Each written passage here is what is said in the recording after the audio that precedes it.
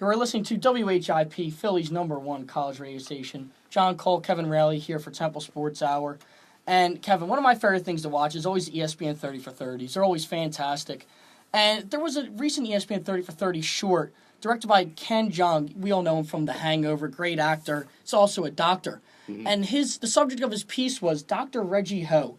He was a kicker for Notre Dame in 1988, a walk-on standing at 5'5", 135 pounds, tried out for the team, made it, started out as a place kicker. He moves on and becomes the kicker for the Notre Dame Fighting Irish in 88 when they won the championship, went undefeated. And Dr. Reggie Ho, who is a cardiologist at Thomas Jefferson University Hospital, is on the line with us right now. Dr. Reggie Ho, how are you doing today? I'm fine. Thank you. Thank you for inviting me to your program. Oh, thank you so much for giving some time to us.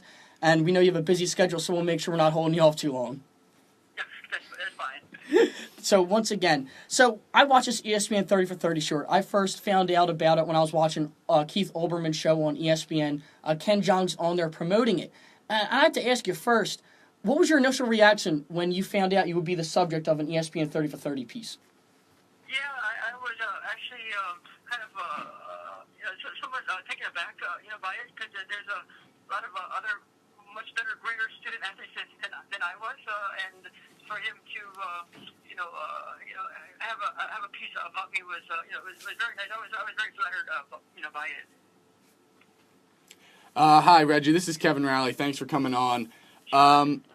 You mentioned how there were better student athletes than you, but you're part of the folklore at Notre Dame at this point.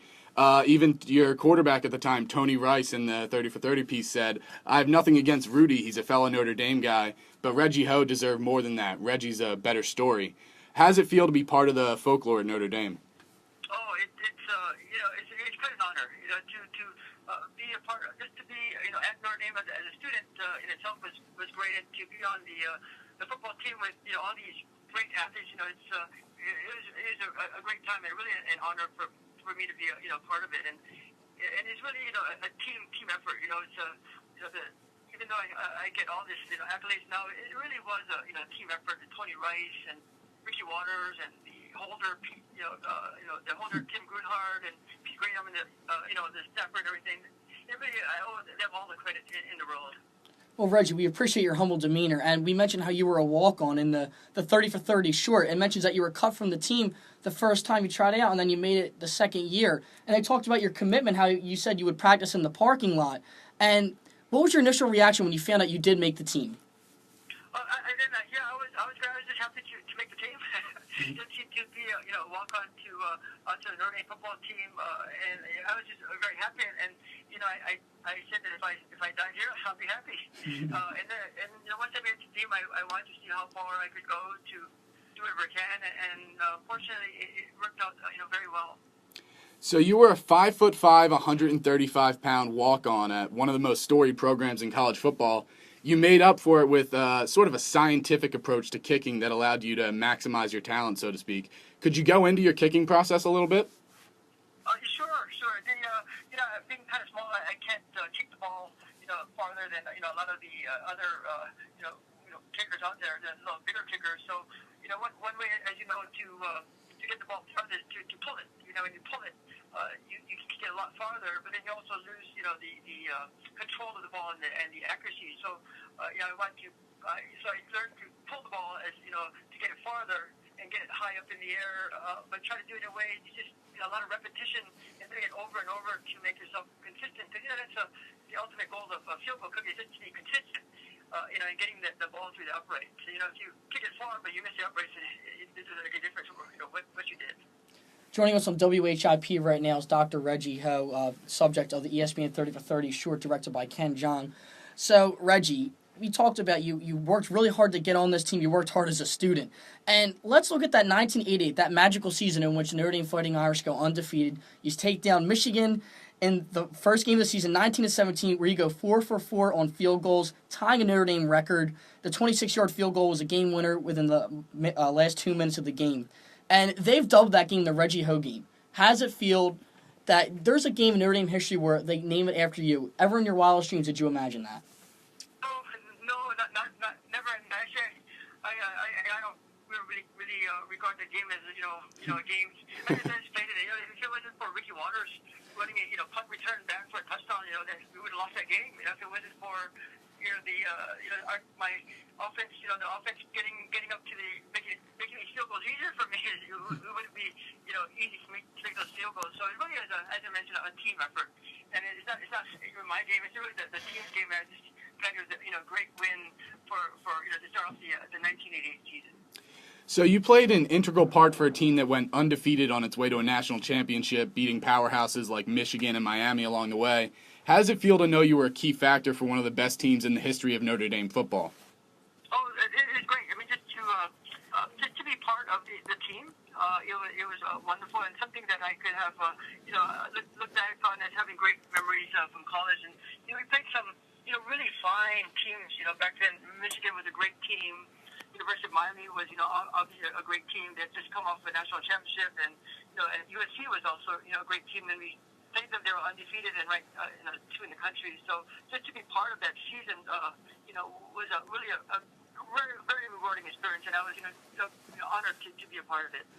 Joining us on WHIP right now is Dr. Reggie Ho. And Reggie, it's pretty cool how you mentioned you're part of Notre Dame folklore now. You have guys knowing you nationally, and you also mentioned that the 30 for 30 short was directed by Ken Jeong.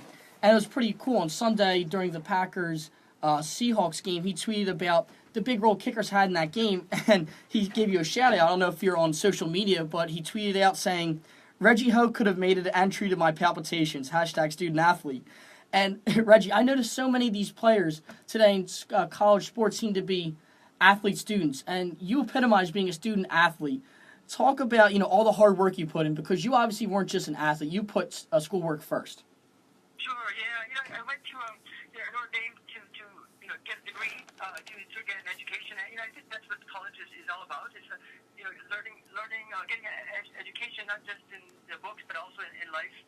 And so I'm really a student first, and was there to get a degree so I can move on to medicine. And so it took a lot of work. After games, you have to go to the library, and you're kind of tired, and after practices, you're in the library late. But in the end, it was very worthwhile. It got me to where I wanted to be in life. So, Dr. Ho, in doing research for this interview, we found that 30 of your teammates on that 88 team went on to play in the NFL. Like we said, one of the best teams in Notre Dame history. Do you still keep in touch with those teammates from that 88 team? Yeah, we've all moved on in life in our own separate ways, but then we get together for reunions. In fact, I just saw a whole bunch of them back 2 years ago when we went for the 25th reunion. And so we keep in touch by emails a little bit, and by seeing what people are doing, and also by reunions. And I'm very happy that all of them have done really, really well. Both not just on the field, obviously, after the NFL, but also in life. Some of them are lawyers, they're businessmen, they're head of their companies, and I'm very proud. And that's what Notre Dame is really about. Now, Reggie, thank you so much for joining us. And one more thing before we get on out of here. You are a proud Notre Dame alum.